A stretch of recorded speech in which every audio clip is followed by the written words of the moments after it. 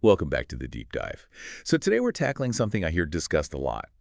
This question about STEM education. Mm-hmm. Is it, science, technology, engineering, math? Mm. Is it really just for the kids heading into science or tech careers? Right. Or is there something more there for everyone? Exactly. Mm-hmm. Or is it genuinely valuable for all students, whatever path they choose?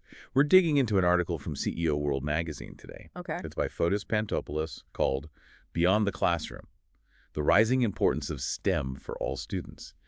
And our mission, really, is to unpack how STEM fosters this transferable way of thinking. A mindset almost. Yeah, a mindset that goes way beyond just the school subject. So let's get into it. Yeah, and I think the context the author sets is really key here. He really stresses that, well, we live in an era of just constant change, right? Relentless change, yeah. And the skills you get from STEM are becoming more and more central for every student. Not just the future engineers. No, definitely not. It's less about prepping for one specific job and more about equipping everyone for this dynamic, kind of unpredictable work world they're going to face. That really lands, especially now. The article digs into that shift, how STEM used to be seen as, well, a pretty narrow path, For the science enthusiasts? Right. Yeah. Primarily for those really passionate about science or tech. Mm. But the job market today, it completely changes that view. It really does. The article highlights how vital STEM is becoming for all learners. It's moving beyond just being subjects into more of a philosophy, wouldn't you say? Yeah. An approach to getting ready for, well, a future we can't fully predict. Exactly right. And this STEM philosophy, as you called it, it gives young people this incredibly versatile set of tools, skills that work across so many different jobs. Making them more adaptable, employable. Yeah, ensuring employability even when we don't know exactly what's coming. It provides this rich kind of general preparation, equipping them with the problem solving, the innovation, the adaptive thinking that's just crucial for success in this complex tech-heavy world we're in. It's like building a foundation for thinking. That sounds incredibly useful, that STEM philosophy. But let's make it concrete. How does it turn into actual skills? The article really hammers home that critical thinking is core. Absolutely central. So how does STEM actually do that? How does it build that skill? Well, the method is, I think, where the magic happens. The students are pushed to really observe things carefully. Not just glance at them. No, observe, identify the root causes, the variables involved. And it's not just about getting the answer, it's about breaking down big, messy problems. Into manageable chunks. Exactly. Into parts you can actually tackle. And what often gets missed is how this builds analytical skills, the ability to see problems from different angles. Okay, multiple perspectives. Right, especially for complex issues with no easy answer. They learn to form hypotheses, make educated guesses, and then, this is key, systematically test their ideas. Trial and error. Yes, but structured trial and error. They learn that good solutions often come from that process, not just a flash of genius. So mistakes aren't failures. They're data points.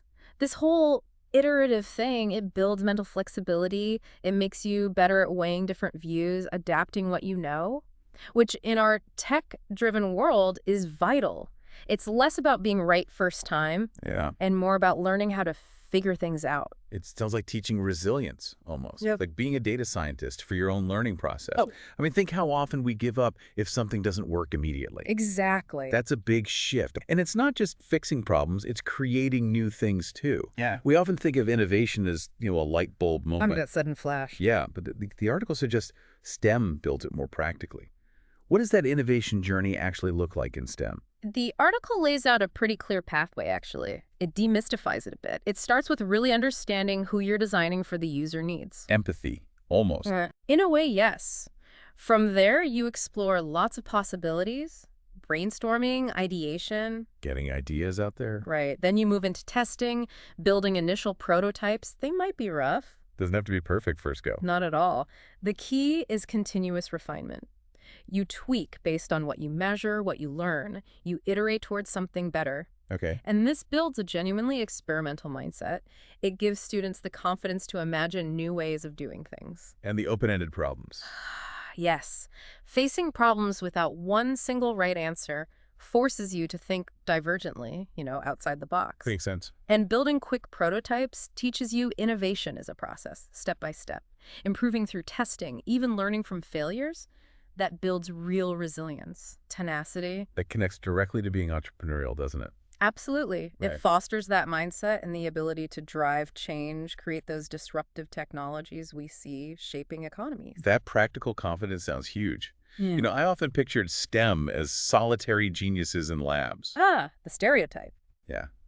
But the article seems to push back hard on that, saying collaboration is fundamental. How does STEM education actually build teamwork skills through this hands-on stuff? That's a really critical piece. Project-based learning is often key here. It requires real cooperation. You can't do it alone. Often, no. Hmm. Students have to divide up complex tasks, figure out specialized rules based on who's good at what. It builds the capacity to tackle bigger challenges together. Like in the real world. Exactly. You quickly see some goals are just too big for one person, and you learn from your teammates, see different ways to approach things. Exposure to different methods. Right. Hmm. The article also points out things like presentations. Students have to learn to explain complex technical stuff clearly. Communication skill. Crucial ones. And listening skills develop too, because you have to consider other viewpoints within the team. You learn that diverse perspectives can actually lead to better solutions. Building respect and compromise.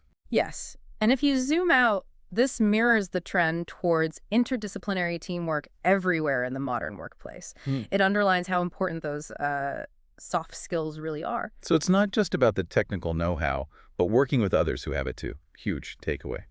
And speaking of the modern workplace, constant change. Always. Which brings us to the fourth, competency. Flexibility and adaptability. In a world innovating so fast, how does STEM help students cultivate that agility? STEM really encourages adaptability through open inquiry methods, problems that don't have one neat answer. Like real life? Pretty much. When you grapple with messy, multifaceted issues, you find there isn't just one path to a solution. There are often many. Okay, so it exposes you to options. Exactly. It forces you to stay agile, to be open to trying different strategies if conditions change. This mental nimbleness, if you build it early, Yeah. it's gold for dealing with tech changes, job shifts. It kind of future-proofs your career against disruption. How does it do that practically? It encourages ongoing research, using what you already know in new ways when new information comes along. Yeah. It makes you comfortable navigating unfamiliar territory, especially with technology. Lifelong learning, really. That's a huge part of it. Being comfortable with ambiguity and change, not being thrown by it. Okay, so pulling this all together, the main takeaway seems to be that when STEM education is a priority for everyone, not just future specialists. Right. Students get this toolkit that helps them build successful careers and help society move forward. It's less about the job title. And more about the mindset. Yes, exactly. A universal way of approaching things. Precisely. And the article wraps this up with a really strong thought. I think it captures it perfectly. With flexible, creative, analytical, and collaborative mindsets established early on, graduates of STEM-focused schooling emerge prepared to propel innovation waves and tackle emergent issues coming over corporate, research, and community landscapes for decades to come. Wow, that's powerful. It really is. So maybe something for you, the listener, to think about. How could these universal skills from STEM to critical thinking, creativity, teamwork, adaptability apply in your own learning, your work, or even just tackling problems day to day?